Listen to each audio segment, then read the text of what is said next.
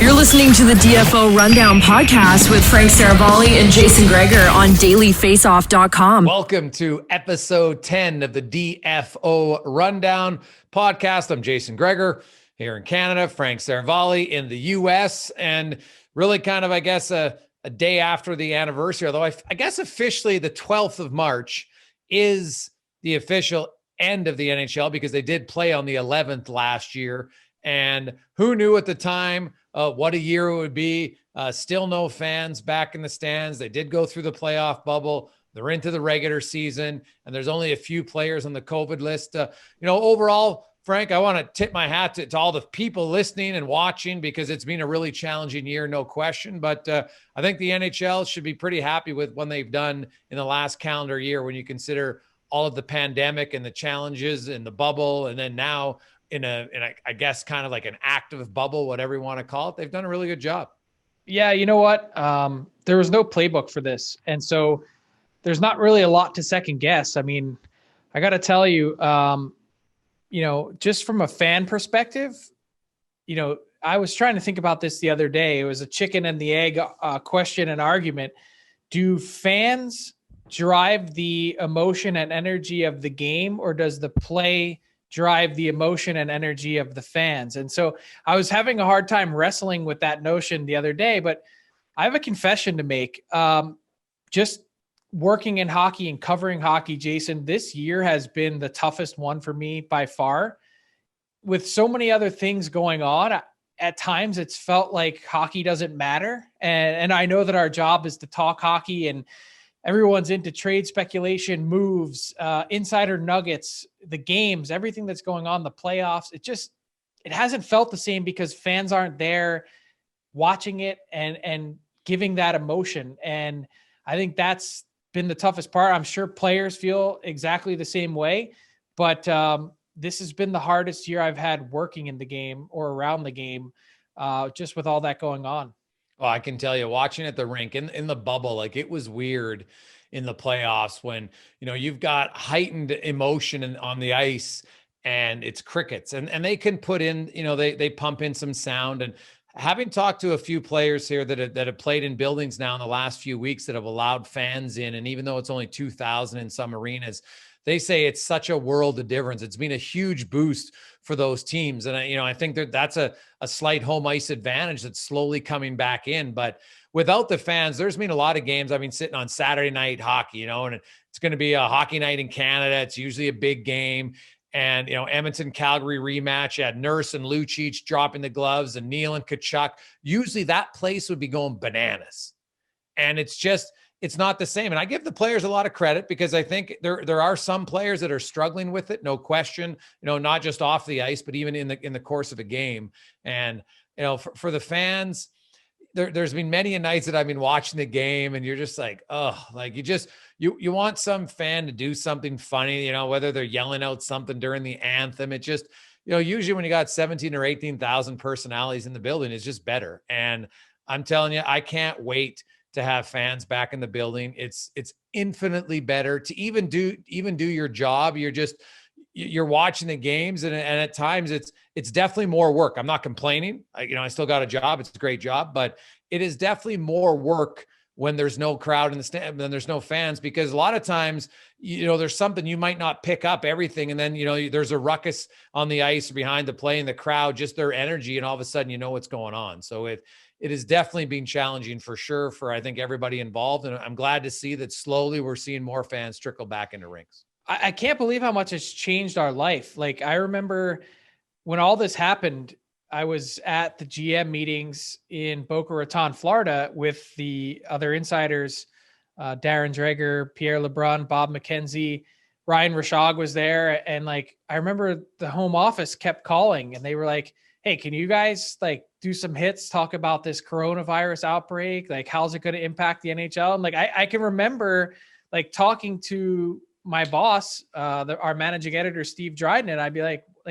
can you stop bothering me with this nonsense? I can't believe that you're asking me to talk about coronavirus. I don't even know what this is. And I can tell you that there's no chance that it's going to affect the NHL. And, we were all kind of like, are we really talking about coronavirus at the GM meetings? Like we felt like we were stealing money. Like we're like, here we are, supposed to be getting information and insight, and we're having meetings and talking about the coronavirus. Like what? Like really? And sure enough, that's the last flight I've taken, March 8th, 2020. And I'm a guy that travels 100 and some thousand miles every year. Like I haven't gotten on a plane one time, personal, business, nothing. This has been so bizarre. I can't even put it together. And to think that we're a year into this, like it feels like 5 years ago. I haven't seen any of those guys since. I haven't seen one person that I work with. I live on a basic island in the US. Every single person that I work with is in Canada.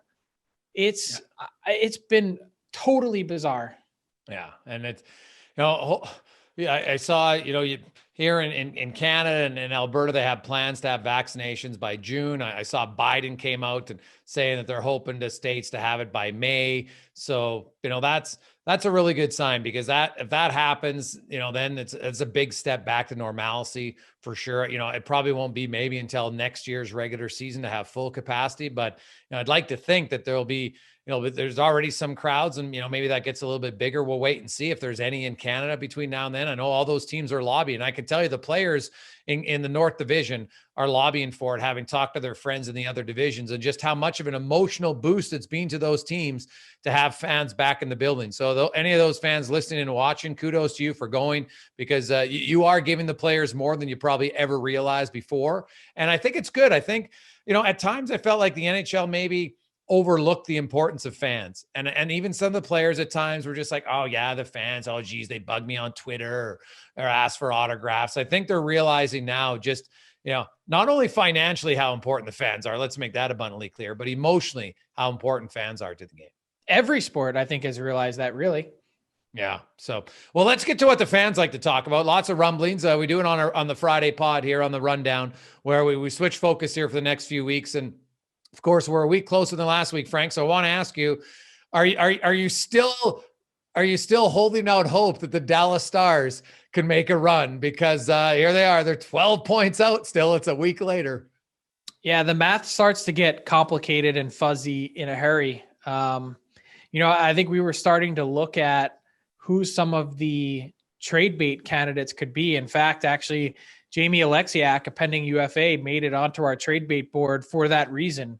If the Dallas Stars are suddenly in a position where they believe that the math doesn't make sense anymore to get in, and even if they were to get in, do you have a realistic expectation that you're going to make a deep run? If not, should you sell off some of those pieces? And so I think there's a few guys there in that group that would make some sense for teams to hone in on. Like if you wanted to pluck a player off of that roster, even if they're signed for a bit, they're going to be a team that needs to create some salary cap flexibility. They could get a pretty decent return for a couple of the grinder. Maybe grinder isn't the right word, but some of their middle six forwards that, proved last year in their run to the final to be really impactful players. That might be one way that they could make a little bit of change there in Dallas. Well, I look at Jamie Alexiak. He's 6'7". He's really coming to his own. You look at the importance of defensemen, big defensemen in the playoff. I think Jamie Alexiak would be very sought after for a lot of teams that need a left defenseman. Obviously got some playoff experience last year, but he's just so big, and he's got some decent hands to him. The game in the playoffs is just so much different than the regular season, and size does matter, especially on your back end. I think Alexiak, easily of all the Stars, he's the one that there'd be a lot of teams highly interested in him, because he can play in your second pair. And if he's in your third pair, then you've got an outstanding third pair. Right. And so then the question is, do the Dallas Stars think that this is a blip in the radar? And they can, take that step back towards the playoffs next year? And can you sign Jamie Alexiak to a reasonable deal? Is there any way that you might want to hang on to him? So that's the conversation that I think is going on inside that Dallas front office this very week. As another week goes by, Ryan Getzlaf Rumblings. Like, he's an interesting name, Frank. The problem is his cap hit, right? Even if Anaheim eats half of it, you're still taking in excess of over $4 million for a guy. Now, he's won a cup. Getzlaf is big. He's mean. He's skilled. He could be easily a third line center on any team, I would say right now. And some teams maybe as a second line guy and possibly even play the wing. His cap hits is maybe the biggest challenge for them. But I'm hearing that as every day passes, he's a little bit more open to the thought of leaving as a rental and then possibly maybe even moving on as a free agent in the offseason. Well, that's the key, is that he's open to it, because you saw Bob Murray actually in the Los Angeles Times this week. He confirmed what I had essentially reported a couple weeks ago on Insider Trading, was that Ryan Getzlaf needs to come to the Ducks and tell them that he wants to go somewhere. And until then, the Ducks aren't going to ask him because of what he's meant to that franchise. They actually love the way that he's played this season. They like what he's done to help nurture along some of the young players that they have. So they've been impressed with how this year has played out in what's been a really disappointing season. But, I just love the kind of crack that Bob Murray makes when he says it, like, the Toronto-based rumors, I think was the exact quote that he used, like, don't buy into that. Well, like, Bob, like, actually what I said was exactly what you reiterated. So, I love that the old Toronto-based rumors, the faceless, nameless Toronto-based rumors. So, look, I think there'd be a lot of teams lined up to get Ryan Getzlaf if they could find a way to make the money work. And honestly, what that might involve moving back to make the money work is eat half, from the Ducks perspective, but also take on a contract back in return, maybe one that's shorter term, maybe not, that could increase the return for your team, because that significantly decreases or diminishes what you could get. A, he's a rental. B, he's a little bit long in the tooth. And C, he's a guy that has that enormous cap hit. So those are three, sort of question marks, if you will, around Getzlaf. And, it makes a team not want to give up a lot, but if you could, find a way to move a contract back in return, and the Ducks are willing to do that, then that would be a difference maker. Oh, yeah, 100%. Like the Rickard Rakell one, I get why a lot of teams would be interested. It doesn't make any sense if you're the Ducks with the flat cap. And that's the big news of the week is Gary Bettman came out. There is the TV deal. I guess let's start there. The TV deal, ESPN, that's a huge news for the National Hockey League to be back on the major sports network in the United States. ESPN is still the king. I don't think there's any debate about that. So you want to be on there. Now, it's only one game a week. There's going to be some streaming games and other things available, but ESPN will be committed. I think fans who have ESPN will be excited. They'll actually get some hockey highlights on ESPN, which will be nice. But there's still more to come in the TV deal here, because that's only one game a week, and they're only getting the Stanley Cup for 3 of the next 7 years. So are you hearing, Frank? I've heard NBC, and I've heard rumblings even of Fox. What are you hearing about that? Yeah, so I am hearing, just to reiterate the point on ESPN, it's 4 Stanley Cup finals over the next 7 years. Now, what's interesting is, and the way that they've positioned this deal, obviously the streaming is such a huge chunk of it for their ESPN Plus platform. But what I love about it is that they're all in on the playoffs, right? So they get half of all first and second round games. They get to pick as the primary rights holder which conference final they want. They show that in its entirety. And then they get, like I said, 4 out of the 7 cup finals. So that leaves 3 of those 7 for the next package, plus all the other half of the first and second round games and the other conference final as part of the B team. And then in addition to that, you get some regular season games, and you'd get some streaming rights probably as well. So that's where the money part works for the NHL. A lot of people have been focused on this $400 million a year number, and they're saying, wow, look at this. The NHL has doubled their rights fee from the NBC deal. And that in effect is true. But the numbers are probably a little bit misleading, because this last year of the deal, NBC was paying the NHL $240 million. And then in addition to that, ESPN has already been paying $100 million a year because they own BAMTech, which is the NHL TV streaming service. So really, it's only a net change in the first year or so of $60 million a year. But what's going to be the big boon for the NHL is whatever they can get from this next partner. So that's what they're in the throes of negotiating, and they're hoping to get it done in the next 3 to 4 weeks, maybe even sooner. But I think to this point, what I've heard is that things haven't been that close with NBC. They're changing platforms. They're getting rid of their NBCSN. A lot of games would be shown on USA Network, which is fine. It's actually still available in a lot of homes. But then you mentioned Fox and FS1. They're looking for something for their platform as well. So that would be a fantastic combo, I think, for the NHL to get Fox and ABC, part of ESPN, on the network side, and then have FS1 there as well. In addition to ESPN, like it'd be a match made in heaven. So I'm not ready to count out NBC yet, but I'm really curious about Fox. Well, I think when you look at it, the NFL is on multiple stations. And I think if there's one mistake that the NHL did in Canada was going with one national broadcaster. I believe that it would be better to be on two. You have different alternatives. Your fans get to have different panels and different play-by-play people. I just think it's better overall. Plus, you're getting maximum exposure everywhere else. And I think the next time that deal comes up, it's something they'll learn from, that they will want to have a split between the two broadcasters in Canada and Sportsnet and TSN. And I think that's ultimately what's going to happen the next time. I think it'll be better for all parties involved. And I think because we're going to see that in the States this time, you're going to have two. And who knows, Frank, what about the wild card? Do you think there's a chance we could see part of it on NBC and some on Fox and on ESPN? Any chance? It's possible. I mean, look, I'm not ready or in a position to rule anything out. I don't know what exactly they're talking about, but you mentioned the mistake that you think the NHL made.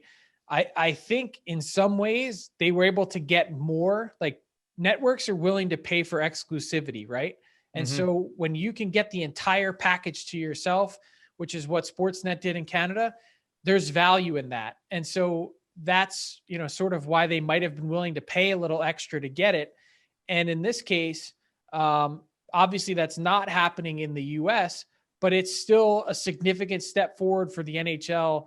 That's, frankly, still not even close to anywhere in line with what the NBA and the NFL and Major League Baseball are getting for their media rights. But it's a step in that right direction for a league that desperately needs revenue and desperately needs it to attract more fans, which I think makes this a win-win for the league is to get it on the biggest platform in ESPN and also increase your fee where you can.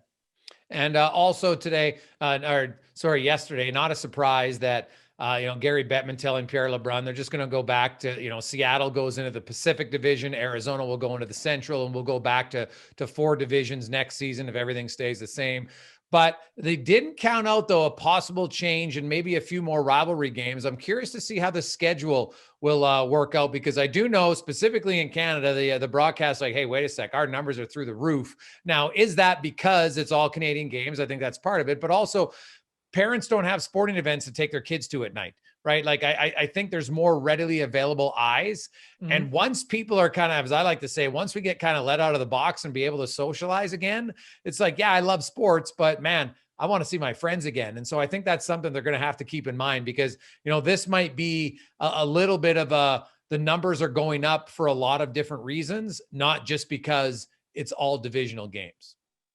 Right. And so I think that's part of it. And I can also tell you firsthand what the networks don't like is part of this divisional schedule. While they love that it's all Canadian games all the time, they don't love the late starts. Yeah. So if you're Montreal on Wednesday night, I guess it was, they had an 11 p.m. Eastern start. I mean, that's really tough to take. So, your numbers are going to be down. I think the one thing, Jason, I will say, I think the commissioner alluded to it a little bit. The NHL has sort of been a happy accident that they like some of the experimentation. So what I could see is some more divisional games. You could see some more Canadian rivalry games if scheduled appropriately, but you could also see the fixture of these schedules where you get 2 games in a row or 3 games in a row against the same team to cut down on travel. 100%. And I think it makes the product better because players are more well rested. They don't have to jump on an airplane, fly 4 hours, and get there in the dead of the night. They can stay in the city. They like unpacking their bag. And to be fair, I think that they'll have more fun being able to just leave the rink and go get dinner or go do something and not have to worry about traveling right away. Well, here's the other thing, Frank. Think about this. Pittsburgh and Philly play back-to-back nights in Philly, right? The Rangers and the Islanders play back-to-back. You've got fans now in the building for those games with one of your biggest rivals going in there. Fans would be so juiced up to go to that game the next night, because if your team wins the first night, you're pumped up. Yeah, let's go back. We're going to crush the Flyers again. They suck. That's what Penguins fans are saying. I think that's the aspect of that. We're seeing these back-to-back games and people are loving it on TV, but now magnify that in sold-out rinks. Like we know in Philly, right? We know how crazy the fans are there. You've got a big Boston rivalry. Yeah. The frothed It'll up be South Philly unbelievable. douchebag. Yeah, like it'd be unbelievable. And I think that's the one thing that we're probably underestimating is just how much better these back-to-back games, again, these little mini series would be in the same city when you have fans in the building. I think it takes it to a whole new level. I think there will be much more animosity and hatred in those games because players talk about it. The fans build that up. There's a pushing match and all of a sudden there's way more energy in the building. And all of a sudden two guys, oh yeah, and they go. And I think you'll see more of that next season. And so I really hope the NHL does that. It helps you in travel. It helps in fatigue for the players. It helps on simply from having less flights. So that's better for the environment. Let's be honest. That's a bonus, but you also save money. Like to me, I see zero negative in doing that next year at all. I hope they have at least 30% of games that are like that. Yeah. I'll just say one caveat. I don't want to see a lot of back-to-backs. I know just because you're in the city, you need a day between, because the product is that much worse. You likely don't get your starting goalie for both games. You got to switch it up on the netminders. Like taking as many back-to-backs out as you can, I think is better for everyone. Possibly, but that like every year there's 11 or 12 of them, right? Yeah, so and that's fine. But like make it a Tuesday, Thursday if you can, and then have your team go on to the next place for Saturday and Monday or whatever it is. But if you can, and if the arena availability, which dictates everything, look, so many teams in this league share a building with an NBA team.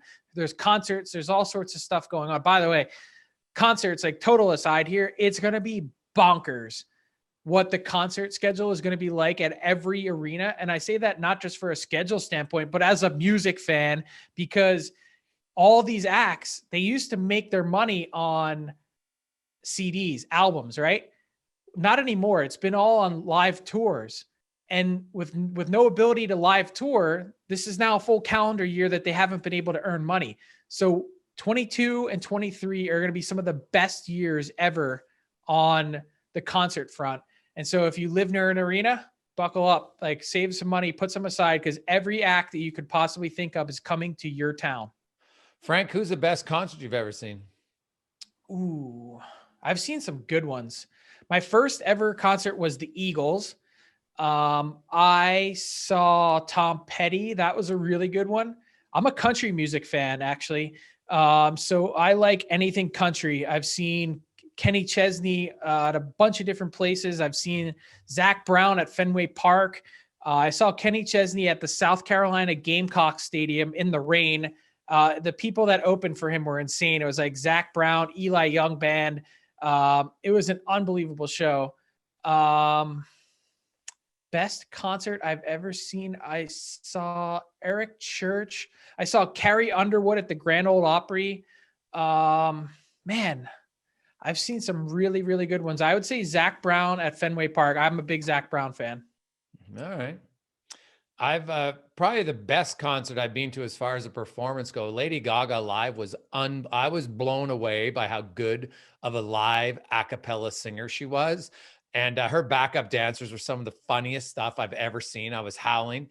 Bruno Mars put on an unreal show. But who was honestly one of the best concerts I've seen many years ago was Rod Stewart. Rod Stewart came in, and Rod Stewart, he was probably close to pushing 70, and he crushed it. And the night, and literally 2 nights earlier, I'd went and seen Kings of Leon.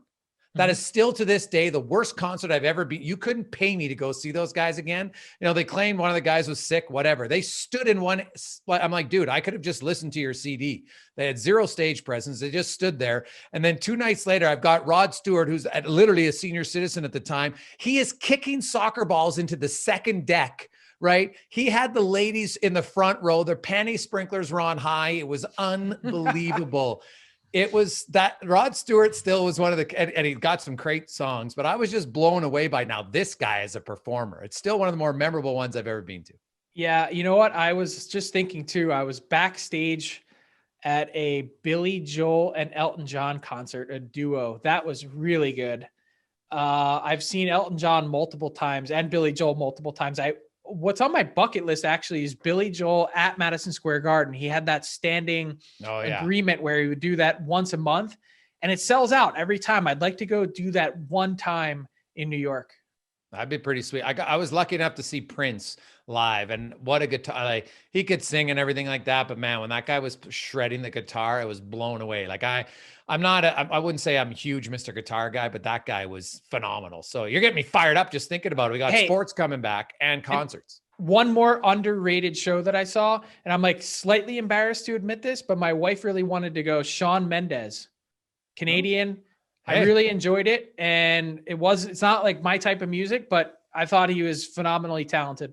Yeah, I honestly didn't really know much about Lady Gaga at the time when I went to see her this many years ago, but I was like, I left that bill and I'm like, I'm a huge fan. So I'd really like to go see The Weeknd whenever he tours again. That's the one guy on my list I want to see for sure. So now that he said that he's boycotting the Grammys too. Good for him. I love it. What a joke that is. Anyway, let's get to buy or sell. Let's bring in the man, Tyler, to come in on buy and sell. Ty, how you doing? I am great. I'll chime in on the conversation with the young music take. Drake, I've seen him twice. It's unbelievable every time. Big Drake fan. I feel so old because I saw Drake at like the 2011 All-Star game, NHL All-Star game. I think it was Ottawa. That was 2012. I was like, who is this guy? Like, I had like no, like Drake was like still kind of like starting out, and I feel so old saying that.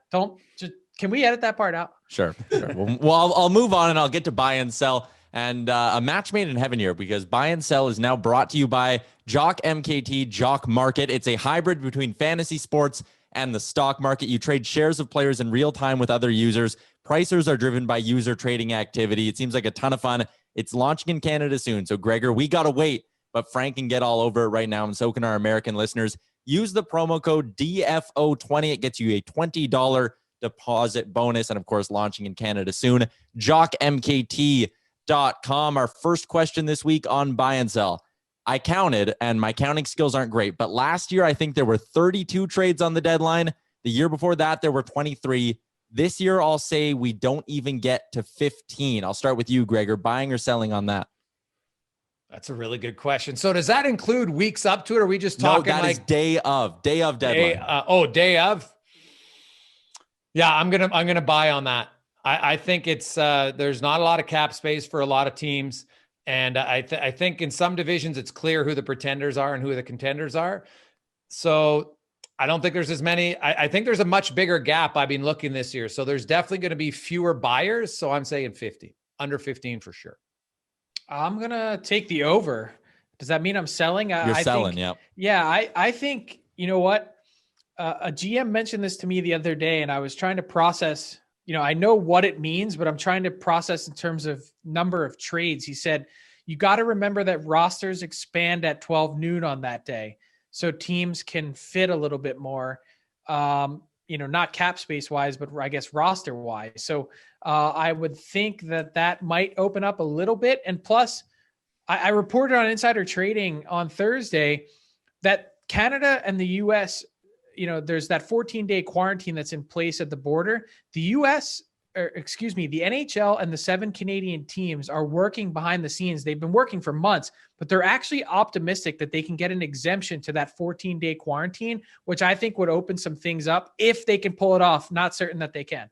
Yeah, now I'm hearing like down to a week and it makes sense because those players are getting tested every day. And I understand if they fly, but why would you need 14 days? I think from a common sense approach, and it's not because I think this benefits. I just think it's common sense. All these athletes are getting tested all the time, whether in the States or in Canada. And if they switch over on a flight or what have you, and then it's only down to 7 days, or whatever number it is, it does make sense to me because I don't think it's a lack of safety on their side. Two things you have to keep in mind. One is that some of those US players might already be vaccinated because there's a number of players that already are.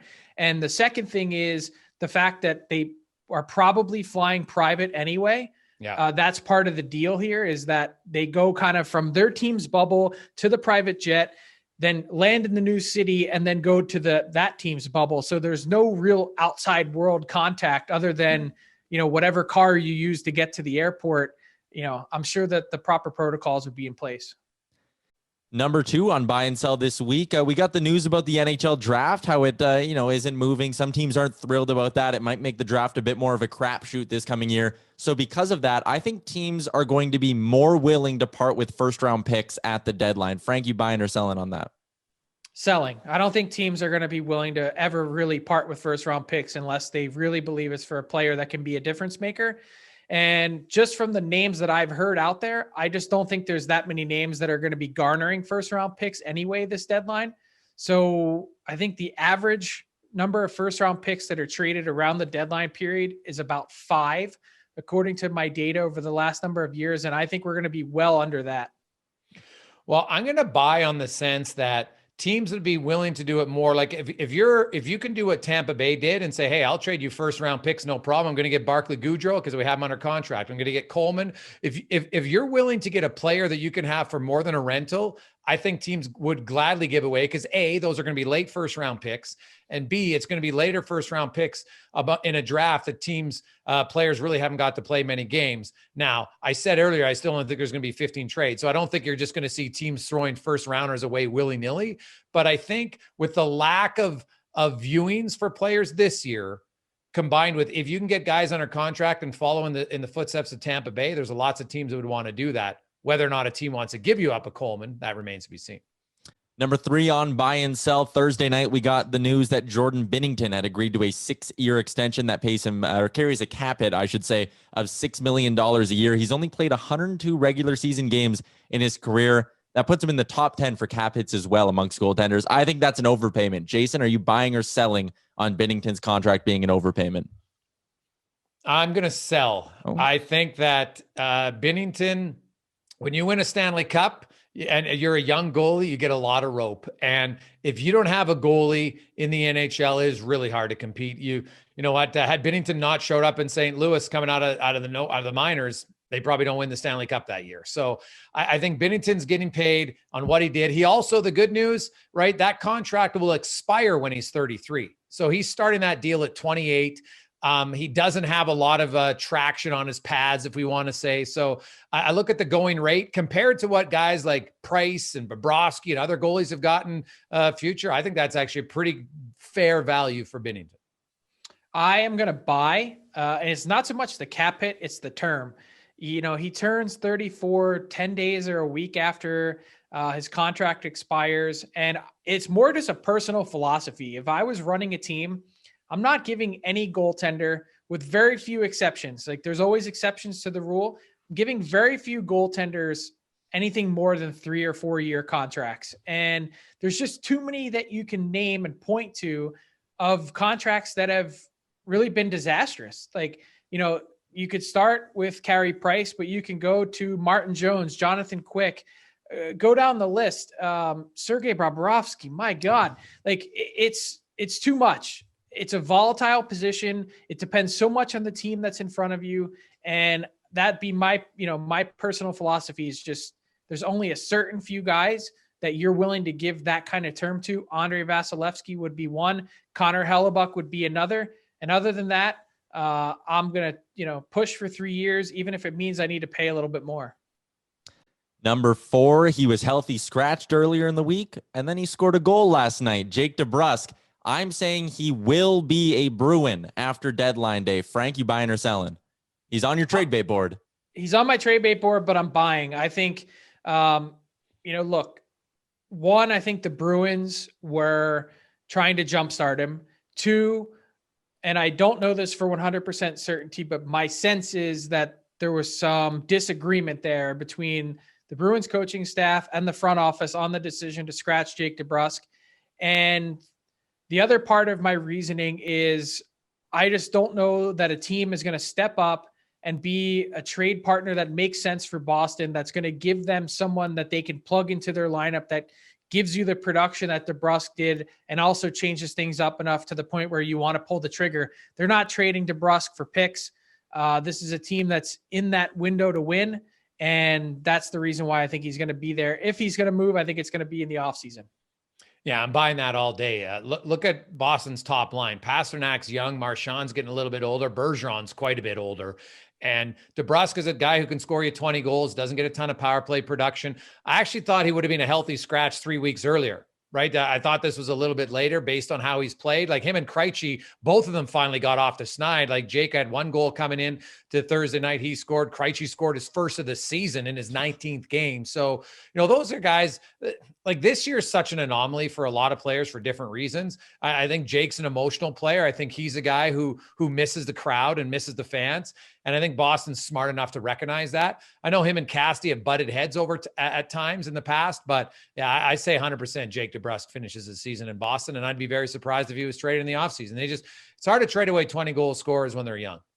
Just a heads up, when both of you guys disagree with something I say, I write it down and clip it and save it so I can throw it back in your face if you guys are both wrong.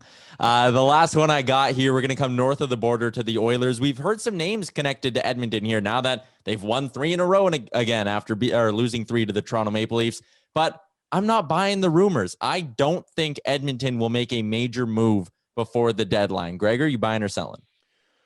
Well, Ken Holland came out on Thursday and said flat out, he's not acquiring anybody for depth. The Oilers have tons of depth. He needs a difference maker. What he needs is a left winger to play with Leon Draisaitl if we assume Nugent Hopkins is going to go back to McDavid, because eventually he'll split up the dangerous duo. Like it sounds dumb. I think Tippett put them back just to get their mojo back, and it's been working. They've been shredding teams. They look great. They're confident. Draisaitl's feeling a lot better physically now. So I look at the Oilers. If they can find a left winger who's a little bit bigger with some size, because they got Ennis, they got Cahoon, they got Yamamoto. You can't win with that many small guys in your top 6 or 9 in the playoffs, I don't believe.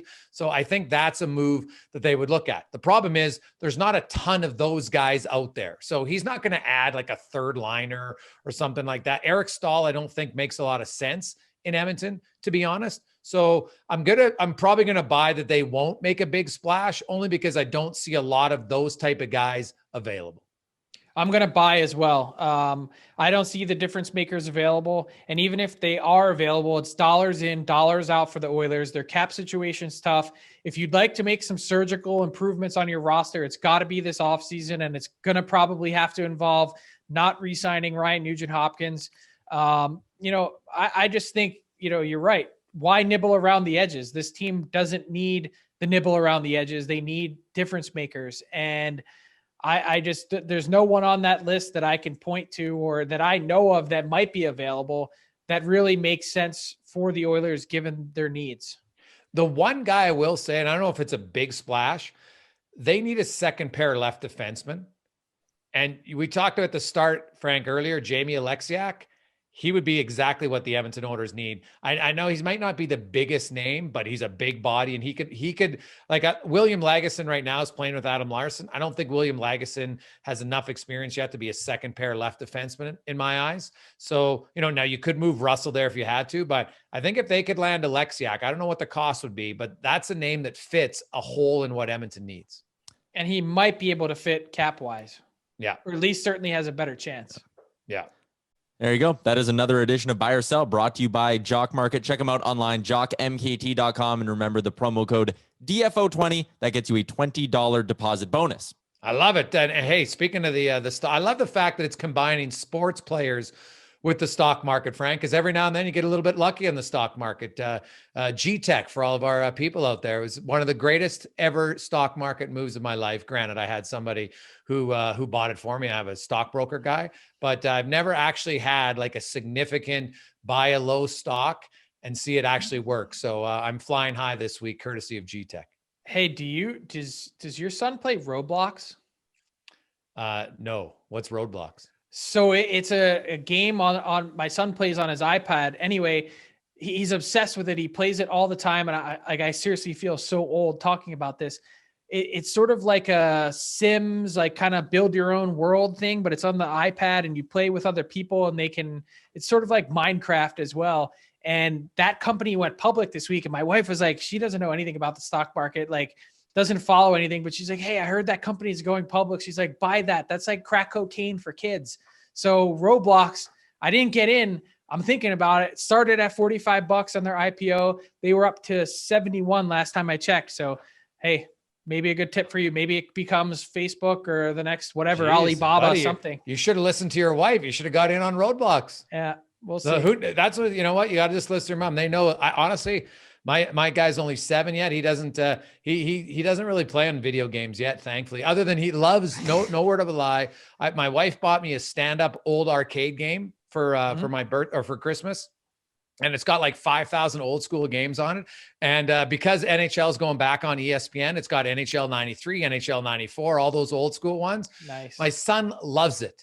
And I suck at it. Like literally my 7-year-old can beat me when I'm trying, and it pisses me off to no end. So the last few nights when he goes to bed, I've been playing just because I'm like, I'm sick of this. I got to find out, because he knows how to dangle on breakaways and score. And I don't know how to do that. I don't know what he's doing. I'm watching, but I can't do it. So I've been practicing. So that's how you know you have a screw loose competitively, is like he's sleeping and you're practicing just so you can beat your 7. Well, yeah, because there's something wrong with when that. You score, you got to celebrate every time you score, because you got to have fun. And so now he's taking the celebrations a bit too far. So I've got to bring him back down to earth. That just means there's something wrong with you. Well, Frank, great episode. I'm looking forward to seeing what comes about as we get closer to trade deadline. And feel free to download all the pods. Thanks everybody for listening. We got some questions. We'll get to more of those in the future. So thanks for listening to episode 10 of the DFO Rundown. Have a good weekend, Frank. Keep practicing. Thanks for listening to the DFO Rundown with Seravalli and Gregor. Keep it locked on dailyfaceoff.com and subscribe wherever you get your podcasts from to never miss an episode.